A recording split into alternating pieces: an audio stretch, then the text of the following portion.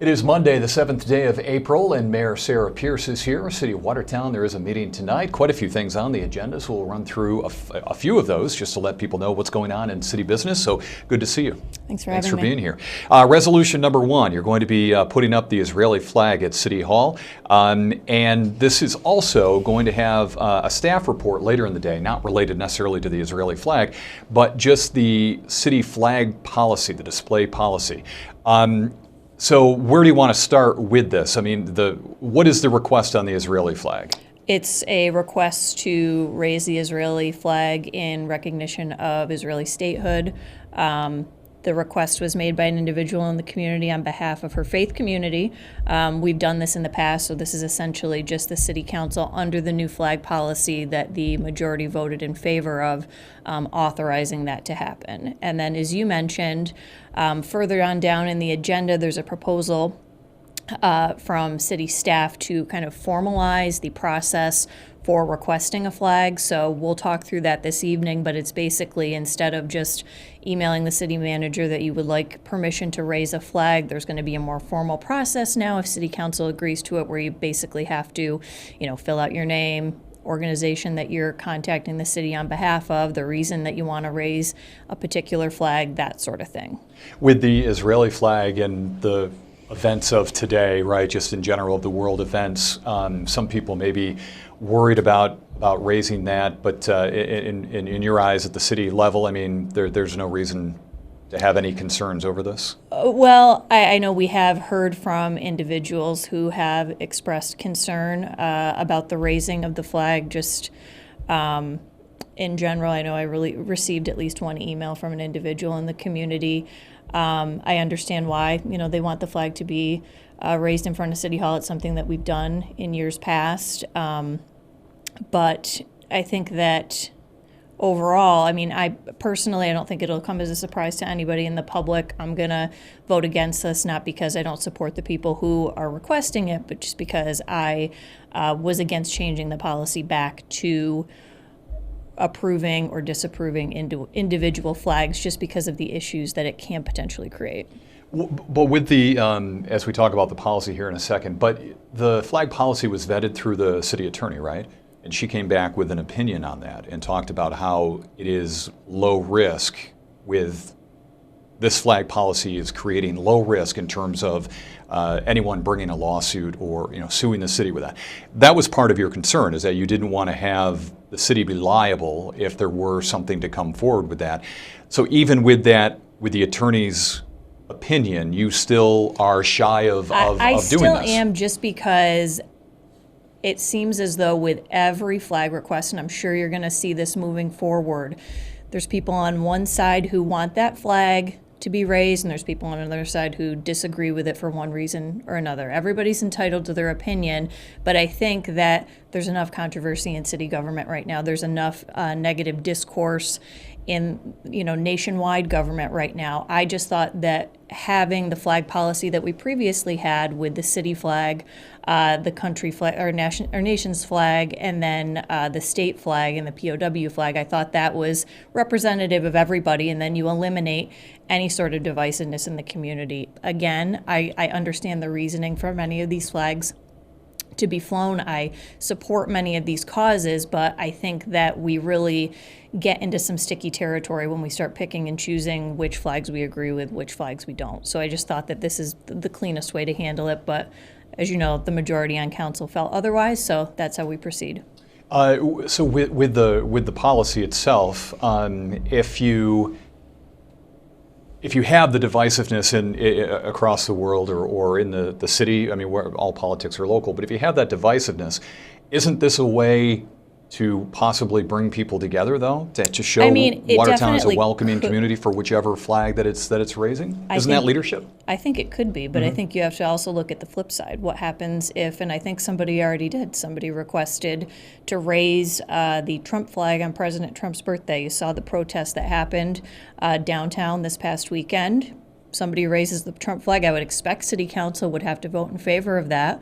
If they're going to be inclusive to everybody. So then you're creating a scenario where I'm sure you'd have people who are supportive out there raising the flag. You'd have a counter protest. In my mind, why even go to that level? eliminate any potential for negative discourse and just fly the American flag because it represents everybody. Some people would push back on that, right? Some may, but at the end of the day, decisions being made in Washington don't represent everybody, right? And that flag may not represent everyone. Is the criticism I've heard on it? Sure, I mean, but it's where we all live here in the United States. So. Fair enough. In terms of the policy tonight, though, the consideration of the flag policy, so it's just kind of having a form to fill out, just kind of putting some boundaries around it, right? And have somebody follow a process if they want to have it done. Right? Yeah, just a little bit more formal rather than sending an email and saying this is the flag that I would like to see flown. It just formalizes it, asks for information about the organization that would be supporting the flag or requesting the flag, that sort of thing. Another resolution here for us tonight, City of Watertown, us that we're going to talk about, granting permission for the police department to install license plate reader equipment within the City of Watertown. This is a first. Yes. Has this been percolating for a while, or is this new to you? So this is something that was included in the most recent budget that we passed, this equipment specifically. And I think the most important thing to note that you might see license plate reader and you might think, okay, this is to catch people who are speeding, this is to issue tickets. This is not what it is.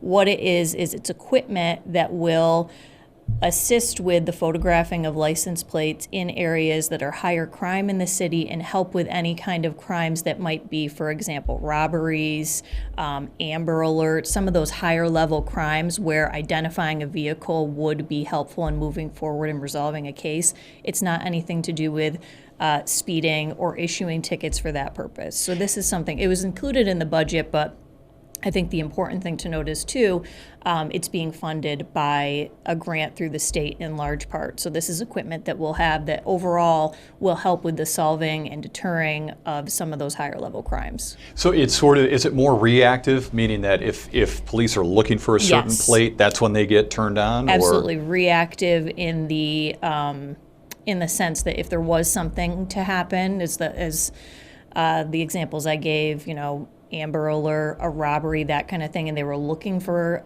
a vehicle that matched a certain license plate, it would help in that regard. It's not proactive, as I mentioned, in trying to capture license plates for the purposes of speeding and other activities like that. Could help out with some drug problems, perhaps, I as well? would think so, yep. Will we know where they're installed, or is that a secret? I think that I believe you'll hear tonight that is not going to be public knowledge where they're going to be installed, just because that would, I guess, make things a little bit more difficult to get to their intended use. They're not meant to be known where they are. The drug dealer knows not to drive down this street because there's a plate reader there. So what the public needs to know on that, you won't know where the cameras are, where these readers are, but the fact is you're not going to open up in your mail a ticket because of one of these cameras. That is not the intent of these. It's not how the equipment operates. All right. Another thing that we wanted to talk about, the approval. There's a settlement with Dealmaker Dodge and the principal, P.J. Simeo, on back taxes, Resolution 9. That puts this issue to bed, does it, and makes the city whole on back taxes? Yes. This is an agreement that's I've already signed on behalf of the city. Mr. Simeo has signed, a judge has signed. This will ensure that those about $73,000 in back taxes and any sort of associated interest payments get paid to the city.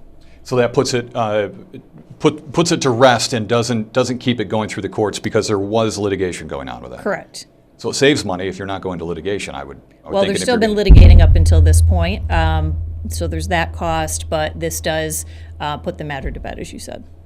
The backwater valve program, there's oddly enough some excitement over this with people that can benefit from this program, right? We've talked about it down in places like Butterfield Ave, where when we get a lot of water or a lot of rain and the system is overrun, the sewer system is overrun or just over capacity, it can cause some problems in some basements, right? So this program, you're moving forward with a resolution tonight to get into it, right? And to put forth the funding and such? What's it about? Tonight we will formalize moving forward with this program. This is something that we've talked about at a couple different points in work sessions, regular meetings. This will, as you said, help those individuals, homeowners in that, what they call the Watts area, Western Outfall Trunk Sewer area, that Butterfield Ave area, basically install a device that will help prevent any kind of backflow.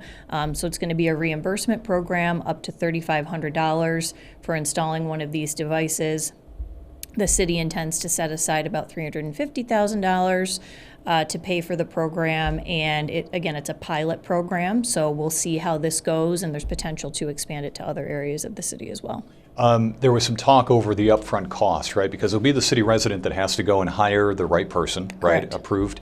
And then they have to say, okay, here's my $2,800. Thanks for doing it. Now I have to turn around and apply for that from the city. What if people don't have that money up front? Did that debate go anywhere? That did not go anywhere. I will ask that question this evening if there's any way that we could change the parameters a bit to make it easier for people to upfront that cost. I don't know that there will be. Maybe that's something that an individual could work out with the contractor who they're working with. I don't know, but that was something that was brought up at our last meeting. Last time we discussed this. I don't know that city staff has done any additional looking into, but that's a question that'll come up tonight. And it's more than just Butterfield Ave. I just point that out. Correct. That's just in that general area. Yeah, one street yes. that comes to mind where some of the problems were. So, and then you are going to get into the New York State lead rental registry program. A lot of back and forth on this one as well. There has been a lot of back and forth in this one. Just to catch everybody up, Watertown, the city of Watertown was named as a community of concern by New York State when it comes to elevated lead levels in homes. So as part of that, we are being required by the state, the city's being required by the state through the county health department to have a rental registry program where rentals, I believe, that were constructed before 1985 will need to be inspected for lead. It's modeled after a program that was in the city of Rochester, I think still exists in the city of Rochester, just to bring lead levels down in homes and improve the health mainly of children in the community. So this is something that City Council has been discussing for a while now, working with the county on this. The county, of course, does not have a codes department, so they're looking to partner with the city so we can, I believe the ideal way that it'll work out is if we contract with people who can do this work under the supervision of our codes department. That's what we're looking at right now. There were concern amongst people on the council, I guess myself included, about what happens when the funding for these employees, whether they're contracted or actual employees, runs out, because this is being funded by grants through the state. So that was a main concern of the city council. I think that's going to be addressed, hopefully, that there's an out for the city as far as if the state funding were to run out, the city would no longer participate in the program, because really this is a task for the county health department. The city is partnering with them. The responsibility under the state statute falls on them. We're working with them, or would be working with them under this proposal. So that was the main concern with city council. We'll see what everybody has to say tonight and whether or not we move forward with partnering with them. And how would the program work? I mean, somebody would have to go, how would a property owner be notified that they have to be part of this registry? I am not certain exactly how that would work. I don't know if there would be a letter that would come from the county explaining that, and then they would set up an inspection. I believe maybe that's how it would work, but I would think that they'd be contacted by mail letting them know. And then in the inspection, do you know if the property passes or fails, or is it, hey, you have the lead paint in here, you have to tell people about it, or do they have to change it? I believe they have to remediate it. Is that okay? So I mean, is that going too far? Is that too much of a big brother going into? Some people will say, how come you don't go into single family homes? Well, is it too much of a big brother? Yeah, I kind of think it is. And I mean, this again is coming down from New York State, and this is something they've been talking about for a couple of years. I think the law passed a year ago, and it's just going to be going into effect in the months ahead. So is it a bit intrusive? I think it probably is. I think on the flip side, you have to look at, is it important to make sure that we have safe residences for families? Yes, that's important too. But at the end of the day, we have to adhere to the new state law.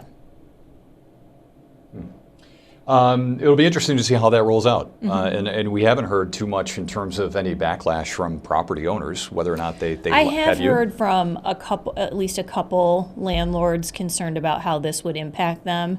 I have heard from a number of people who are encouraging the city to partner with the county on this from the perspective of improving health outcomes in children. I do know, in speaking with public health officials, that the lead exposure is a big problem, especially locally. Yep. Yes, locally, and that's why the city of Watertown was named as a community of concern. But especially when it comes to development issues, teachers see it in the local schools with certain young children. So it is an issue, and I think it's something that ultimately, I think if the city has that out clause where we're not going to be on the hook for continuing to pay for employees, whether they're contracted or actual employees, once the grant funding runs out, I think that makes us a bit more of a safer bet for the city. I think overall, it is a good thing for the city to be a part of, so long as that funding remains in place for us to be able to do so. And a property owner can't opt out? No, under the state legislation, no.